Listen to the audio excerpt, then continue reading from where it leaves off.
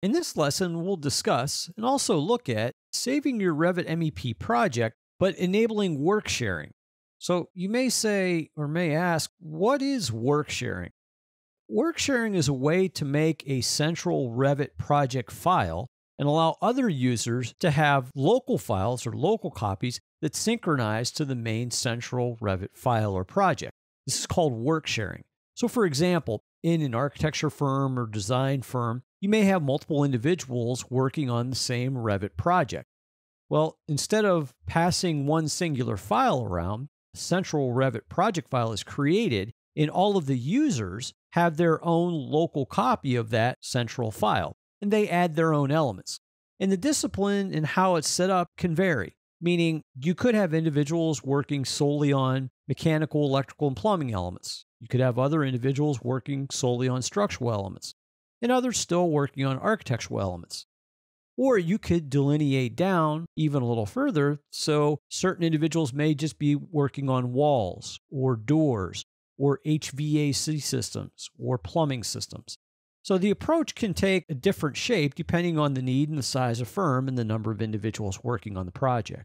So to get started, we're going to take this project file that I currently have open for this lesson, and it's basically just created from one of the actual architectural or mechanical or collaborative templates. Nothing's in it right now. So we're going to set up a central file and look at the work sets and everything that goes into work sharing.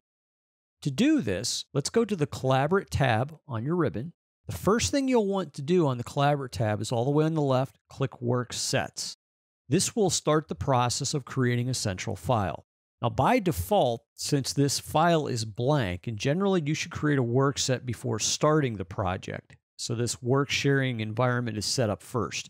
So since nothing is in this, the default settings here would be to move levels and grids, if they exist already, which they do in this template, to this work set 1. And we're going to leave it just named as this right now. You could rename that if you want to levels and grids. Go ahead and click OK. What this will do now is start to create that central file and all of those elements built into it. And then what we'll do after it's created, we'll actually start to add additional work sets in. So the work set screen now appears, and you see you have work set 1 and the shared levels grids, what we saw on the previous screen. Now, the next task as far as setting this up would be to add these additional work sets. So depending again on the firm, the number of users, and the disciplines, you could do such things as create a work set called maybe MEP. That could be one work set. I could call another work set Structure. You could even go to further steps saying, well, maybe I'm going to create a work set called Doors, and maybe I'll create a work set called HVAC. Just totally dependent upon, again, the number of users and how you want them to be able to work on things. But you may ask, well, what's the difference if you have it at a high level like MEP, or if you delineate down more of a micromanaged one like doors, HVAC, walls, windows? As each user takes ownership of that work set, you have the ability to basically say no one else can modify anything on this work set. So for example, if I use the HVAC work set, and me as Tim, I'm the user, I can actually add and change elements on that work set, HVAC related. Other people will see what I'm doing, but won't necessarily have the ability to change that. Now, that's up to you as the individual and the company if you want the workflow to work like that. We can look at it in different ways. Now, what you see on your screen are several columns. And again, these work sets can be as many as you want or as little as you want. The first column says editable. Now, one thing to note about this, it actually has nothing to do with being able to edit. What it actually has to do with is who's the owner. So right now, the owner is me, Tim, because I'm creating this central file. So that's why all of these are marked as editable, because I'm the owner. Borrowers would be individuals that are borrowing this work set for use in whatever they're designing. And then visible in all views, meaning that I can actually see this data in all of my views. So as other people add things, I see it in mine. So right now, we're going to leave it just as is. Note there are a few other options on the bottom in the show area. One is project standards. This has to do a lot with types for annotation and different elements, but these are also examples of work sets. Some of these are automatic for when you create various elements inside of Revit, that there's already a work set created for it. You also have work sets for families. Dependent upon the type of content you're adding, that work set is already predefined and added. And then you have the user ones, which we're creating. So let's go ahead and click OK. What that will do right now is that will actually prep everything for the work set within this file. And you can see it now. If you go to the drop-down, you see your user-defined work sets, the ones that we just set up. You also have the same drop-down menu on the very bottom of your screen, and it's there because you may not always be on the Collaborate tab. You don't want to always keep bouncing back and forth if you want to access your work set.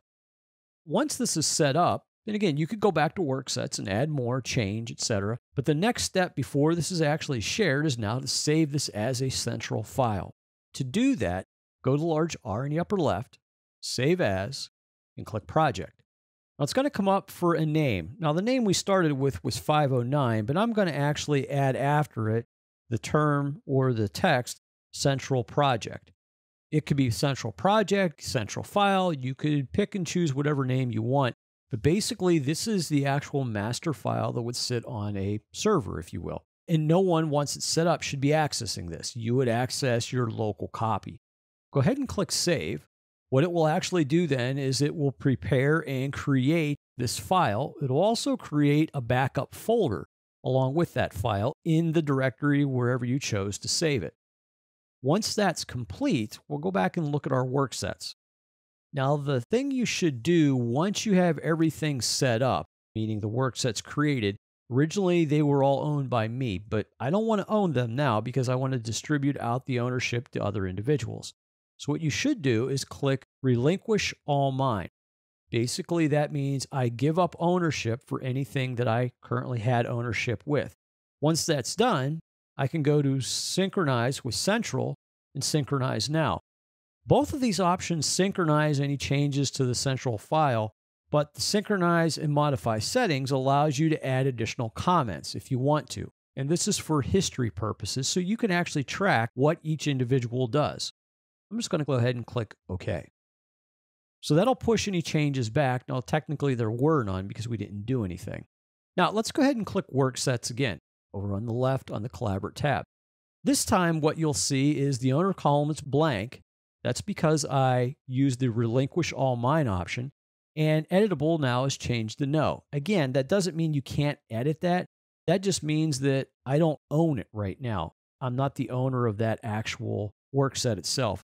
If Editable is set to Yes, that means the owner, and only the owner, have rights to modify or add to that work set.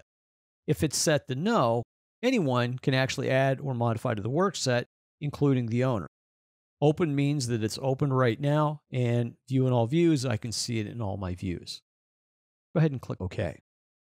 And then just to verify all of our settings, one last time, I'll just go to the large R, Save As, Save Project, and I can verify now that I can see the project is saved, 509-Central Project, or whatever you chose within your name. Go ahead and click Cancel. So as a review, what we looked at in this lesson was saving an MEP project, but setting up work sharing so we create a central file first before we actually create the local files. We looked at setting up work sets, the initial work sets for the central file. We also looked at creating additional work sets. Those could be at the high level, such as MEP, Structure, and Architecture, or delineated down to lower levels, like for doors, windows, walls, HVAC, plumbing. We also looked at how to relinquish work sets that I currently own and how to synchronize all of these changes back to the actual central server. This was the setup of the master Revit project file to be actually used now by all of our other individuals that will synchronize their changes to it.